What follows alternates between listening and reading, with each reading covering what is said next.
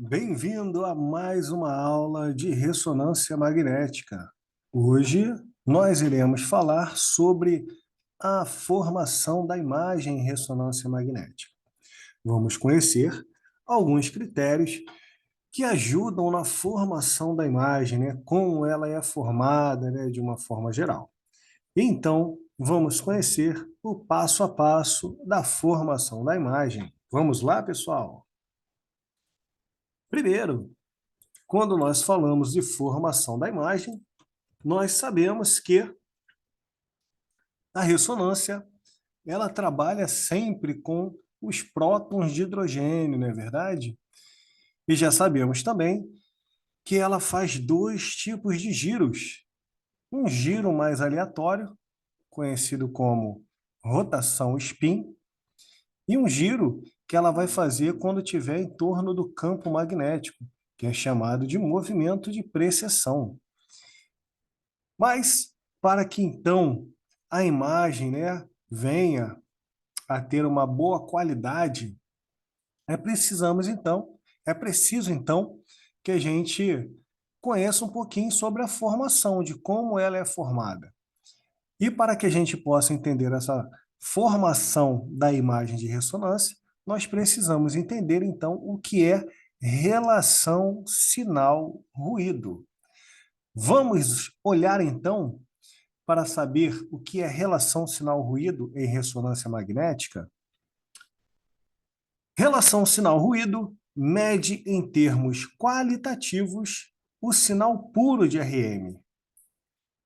Quanto maior o seu valor, menor será a influência dos fatores que contribuem para a degradação da imagem.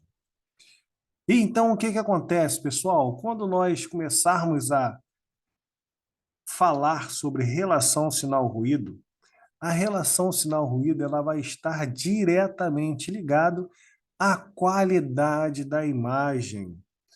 Quanto maior a nossa relação sinal-ruído, melhor a qualidade da imagem. Quanto menor a relação sinal-ruído, pior será a nossa qualidade da imagem, ok? Então, o ruído se caracteriza pela formação da imagem granulada, que se sobrepõe à imagem real do objeto, ou seja, né, do corpo a ser estudado, dificultando assim a sua visualização. Imagens com baixos valores de relação sinal-ruído, pessoal, são pobres em detalhes, ou seja, quando nós temos baixa relação sinal-ruído, significa que nós estamos sem detalhes, né, sem qualidade da imagem. Por isso que a gente precisa estar constantemente, né, atentos com esses parâmetros que possam elevar esta relação sinal-ruído. Então, nós vamos conhecer fatores agora que podem ser positivos ou negativos em relação à relação sinal-ruído. Ou seja, vamos conhecer fatores que podem melhorar a qualidade da imagem ou piorar a qualidade de imagem em ressonância magnética. Dentro dessas alterações, nós vamos então conhecer esses fatores. Então vamos lá, pessoal. Quanto maior o campo magnético, prestem atenção, quanto maior o campo magnético principal de um sistema, maior será a quantidade de núcleos de hidrogênios que se alinharão com o campo. Ou seja, se nós temos aparelhos, né, de 1 Tesla e aparelhos de 3 Tesla, qual tipo de aparelho você acha que vai ter uma melhor relação sinal-ruído, ou seja, uma melhor qualidade da imagem? Quais desses aparelhos, repetindo, o de 1 Tesla ou o de 3 Tesla, quais desses que vai proporcionar, né, a maior quantidade de núcleos de hidrogênios para que a gente tenha uma melhor qualidade de imagem? Com certeza, né, pessoal? É o aparelho de 3 Tesla. Por quê? Quanto maior o campo magnético, ou seja, o campo magnético de 3 Tesla é maior do que de 1 Tesla. Logo, consequentemente, teremos, então, uma melhor relação sinal-ruído em aparelhos de alto campo, né? Ou seja, de maior Tesla. Então, pessoal, com mais hidrogênios disponíveis, haverá um ganho proporcional no sinal gerado pelo paciente. Pode-se dizer, portanto, que altos campos magnéticos resultam em melhora direta do sinal de RM, pessoal. Então, estamos conhecendo o primeiro fator que vai alterar de forma positiva a relação sinal-ruído, que é quem? O campo magnético. Quanto maior o campo magnético, maior a relação sinal-ruído. Um outro fator que é determinante também a relação sinal-ruído, ou seja, na qualidade da imagem, é o nosso campo de visão, conhecido também como FOV. E esse FOV, pessoal, ele vai ser a área que vai ser determinada, né? Se nós fizermos, né, uma análise e uma analogia diretamente com os raios-x, o nosso FOV vai ser a colimação do nosso raio-x, né? Isso numa breve analogia para que vocês possam entender melhor. O FOV é o nosso campo de visão, ou seja, é a área que vai ser estudada dentro da ressonância magnética. Então, vamos conhecer. Quando se aumenta o campo de exploração, ou seja, o nosso FOV, obtém-se uma quantidade maior de prótons. Então, ele está falando que um FOV maior, você consegue captar mais prótons de hidrogênio no processo de formação da imagem. Consequentemente, haverá um aumento de sinal, desde que os demais parâmetros não sofram alterações. Porém, pessoal, esse campo de visão, ele tem parâmetros pré-definidos, pré-determinados. Porque dentro da ressonância magnética, nós também temos artefatos de imagens. Então, a gente não pode simplesmente botar um FOV muito grande para uma área de estudo pequena. Nós temos que colocar um FOV, ou seja, um campo de visão padrão dentro daquela imagem. Ok? Então, nós temos que fazer, fazendo de novo uma analogia com raio-x, uma colimação correta, tá? Restrita, e na ressonância magnética precisamos também fazer um campo de visão, um FOV, correto, para que não tenham artefatos de imagens que venham a duplicar aquela anatomia de interesse. Então, o FOV é a sua área de visão, ok? E o FOV ele pode ser regular, ou seja, simétrico, né, quadrado, e ele pode ser irregular, que nós chamamos de retangular. Então, nós temos diversos tipos de FOV que vai se adaptar de acordo com a anatomia de interesse. Então, pessoal, o FOV, de um modo geral, quando a gente tem um aumento, significa que nós temos maior captação dos prótons de hidrogênio, consequentemente, teremos melhor relação sinal-ruído, melhor qualidade de imagem. Aqui, nessa figura, então, estamos mostrando, né, uma ressonância magnética de joelho, num plano axial, que é um FOV chamado FOV quadrado, é um FOV regular. E na segunda imagem, um FOV irregular, que é um FOV retangular, que está pegando ali, né, a área da coluna cervical e um pouquinho, né, da torácica, digamos de passagem. Então, nós temos dois tipos de FOV que estão sendo aí mostrados para vocês. Então, FOV, quanto maior o nosso FOV, desde que fique dentro dos parâmetros aceitáveis, maior quantidade de prótons de hidrogênio e, consequentemente, melhor relação sinal-ruído, ou seja, melhor qualidade de imagem. Outro fator, pessoal, que vai influenciar diretamente na nossa relação sinal-ruído é a espessura de corte. Mas a espessura de corte, nós também temos padrões, né, e limites aceitáveis. Vamos conhecer mais um pouquinho? A espessura de corte tem relação direta com a qualidade dos prótons que vão contribuir com o sinal. Ele fala o seguinte, pessoal, que quanto maior a espessura do corte, maior será o sinal da ressonância. Ou seja, cortes mais grossos, melhor a qualidade da sua imagem. Porém, nós temos também algumas medidas a ser tomadas. Por quê? Porque na ressonância magnética nós temos cortes que podem variar de 10 milímetros, que são considerados cortes muito espessos.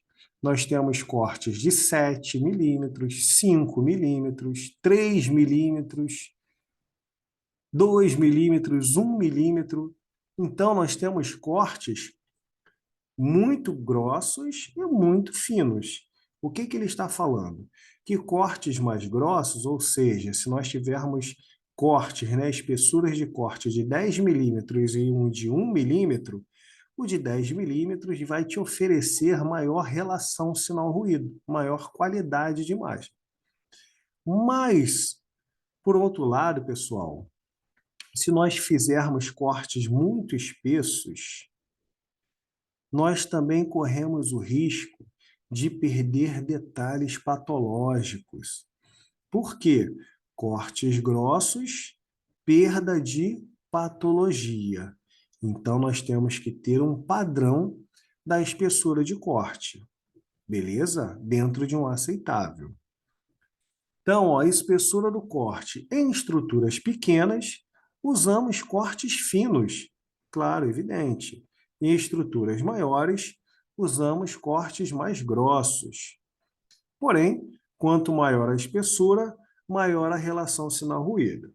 Mas, de novo, pessoal, relembrando, eu não posso pegar uma área de interesse que eu utilize 3 milímetros e coloque 10. Por quê? Ah, professor, mas eu botei 10 para ganhar a relação sinal-ruído, para ganhar qualidade de imagem. Não, porque você vai perder detalhes anatômicos e detalhes patológicos. Então, tem que ser dentro de um plano aceitável, ou seja, se você está estudando uma anatomia de interesse, que o aceitável é de 3 a 4 milímetros, um exemplo, ele diz que, se possível, você utiliza 4 milímetros. Por quê? Porque você vai ganhar em relação ao sinal-ruído, em qualidade de imagem. Claro que isso vai muito de serviço para serviço, ok? Mas, se tiver dentro da sua opção, cortes mais espessos, que não venham a prejudicar, né, a visualização de possíveis patologias, cortes mais espessos vão produzir melhores relações sinal-ruídos. Ok, pessoal? Outro fator que é importante na relação sinal-ruído, ou seja, no ganho de qualidade da imagem, é chamado de NEX, que significa número de excitações, ou seja, o quanto eu posso extrair, né, dos meus prótons de hidrogênio, fazendo com que eles fiquem excitados, né? Só que assim, como tudo na ressonância, nós temos o ganha e nós temos o perde. Então, vamos entender um pouquinho do NEX. Na formação da imagem, por RM, é possível excitar mais de uma vez o mesmo tecido.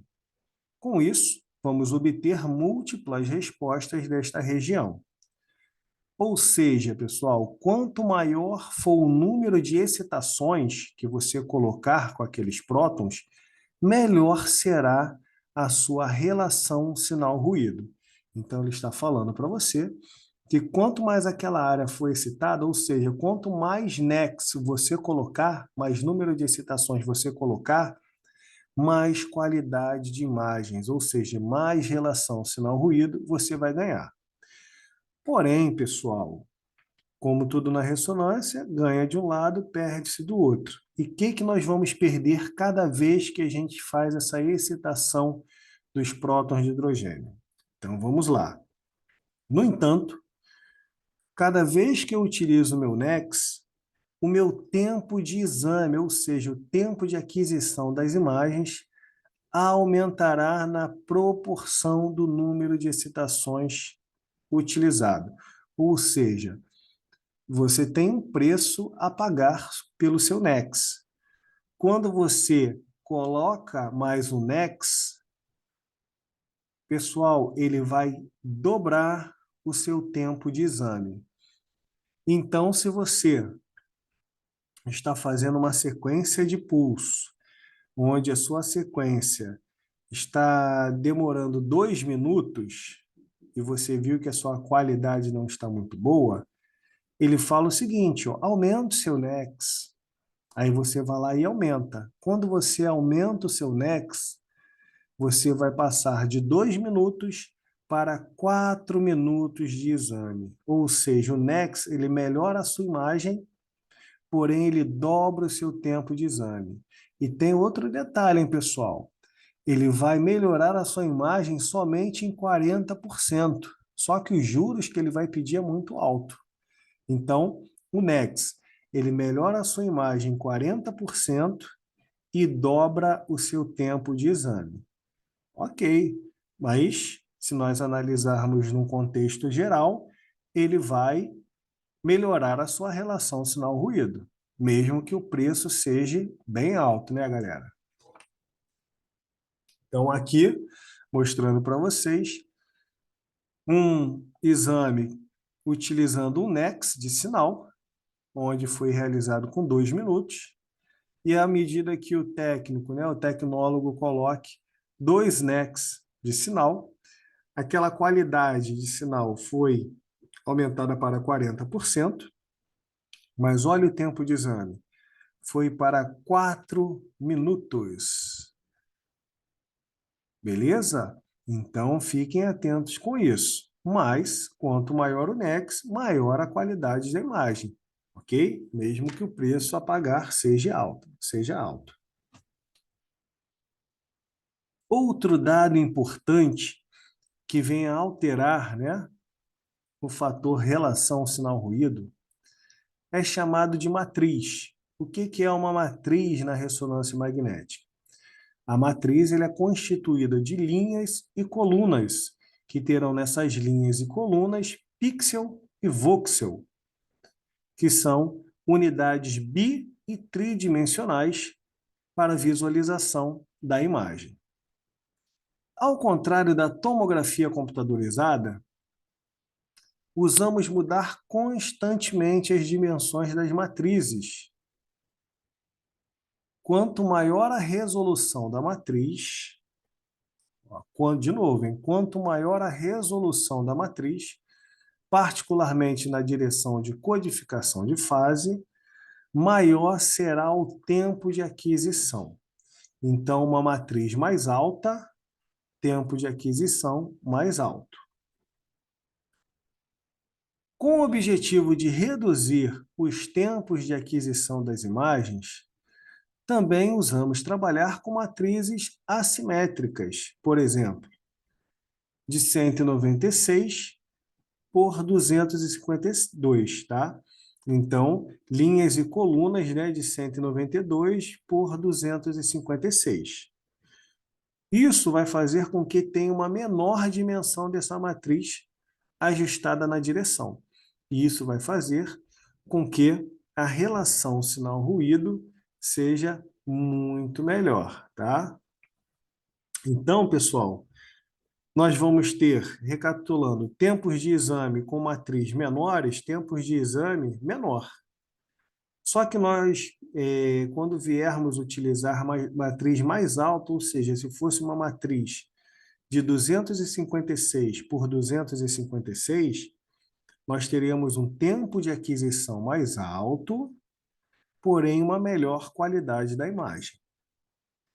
Quando nós utilizamos matrizes que nós chamamos de assimétricas, ou seja, quando é uma matriz com linhas e colunas menores do que o apropriado, Aqui nesse exemplo, ó, 192 por 256.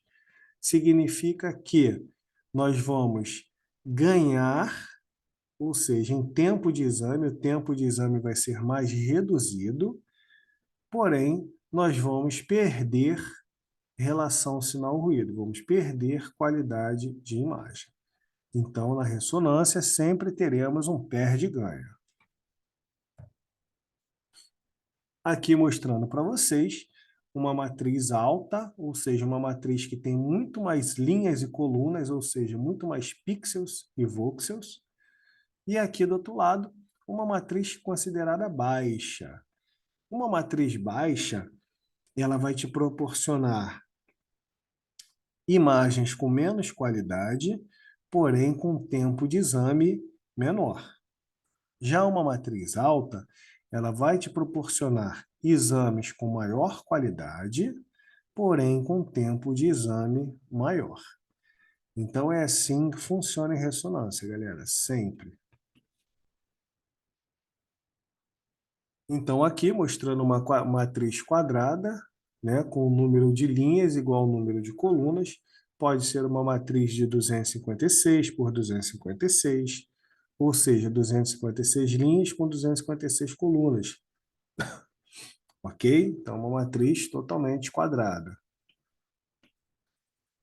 Elas vão ser revestidas por esses carinhas aí, ó, chamado pixel. Ok?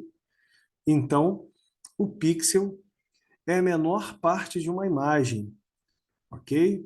E o pixel ele vai ter na sua função a parte bidimensional de uma imagem.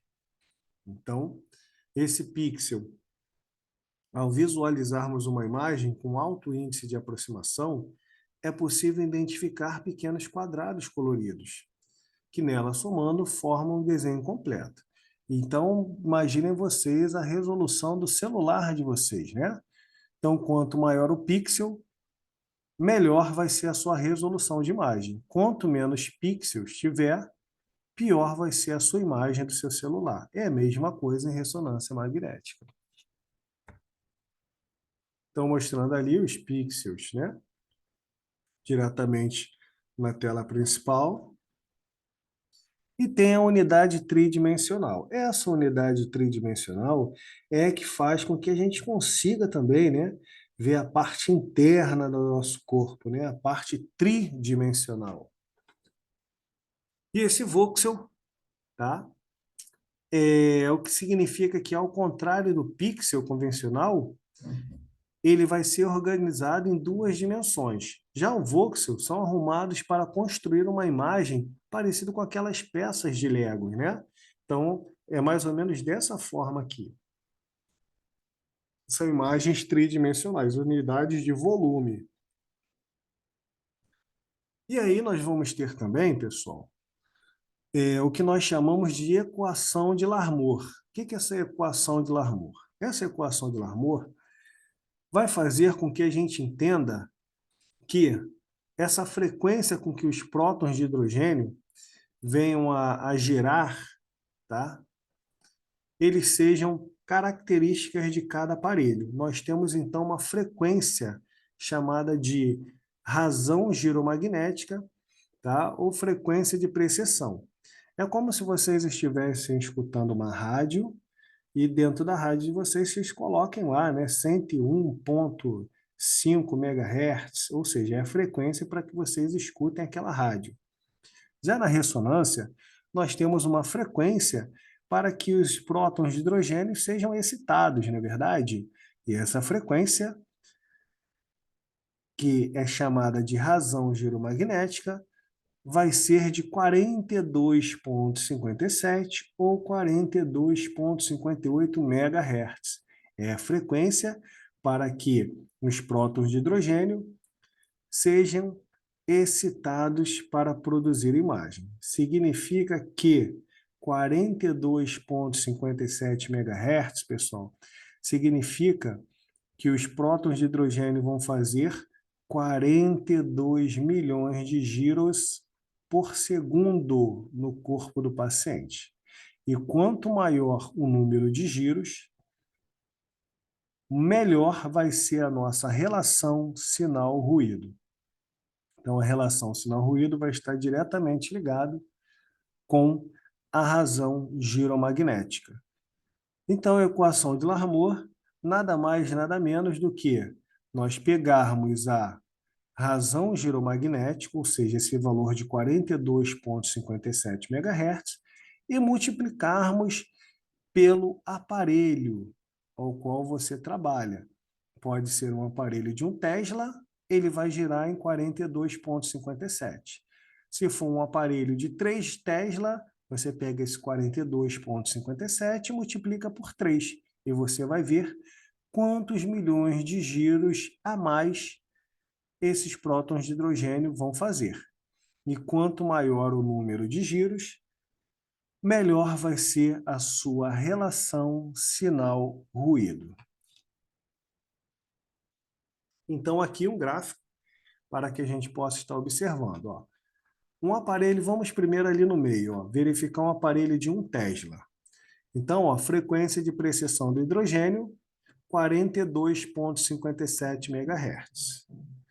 Quando a gente faz a multiplicação desse 42,57 MHz e multiplica por 1,5 Tesla, que são os aparelhos, né, que nós temos em maior quantidade hoje, significa que esse aparelho de 1,5 Tesla, os prótons de hidrogênio conseguem fazer 63 milhões de giros por segundo. Logo, um aparelho de 1,5 Tesla é superior ao de 1 Tesla na sua relação sinal-ruído. Ok? Então, é mais ou menos assim que funciona a equação de Larmor. Ok, galera? Então, esses são os fatores que nós acabamos de ver que estão diretamente relacionados à formação e à qualidade da imagem.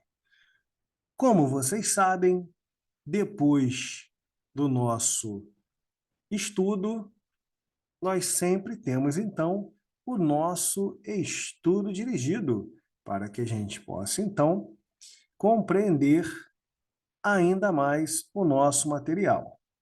E então, papel e caneta na mão para que a gente possa começar o nosso estudo dirigido. Número 1. Quais os fatores que influenciam diretamente na relação sinal-ruído? Número 2. Defina relação sinal-ruído em ressonância magnética. Número 3. Como o campo magnético influencia diretamente na relação sinal-ruído. Número 4. Como a espessura de corte influencia diretamente na relação sinal-ruído. Número 5. Como o NEX influencia diretamente na relação sinal-ruído e cite a sua vantagem e desvantagem. Próxima pergunta. Como o FOV influencia diretamente na relação sinal-ruído? Próxima pergunta. Como as matrizes influenciam diretamente na relação sinal-ruído? E, por último, como a equação de Larmor influencia diretamente na relação sinal-ruído. Então, pessoal, ficamos por aqui na aulinha de hoje. Espero que tenham gostado. E até a próxima, se Deus quiser, pessoal. Um forte abraço a todos. Tchau, tchau.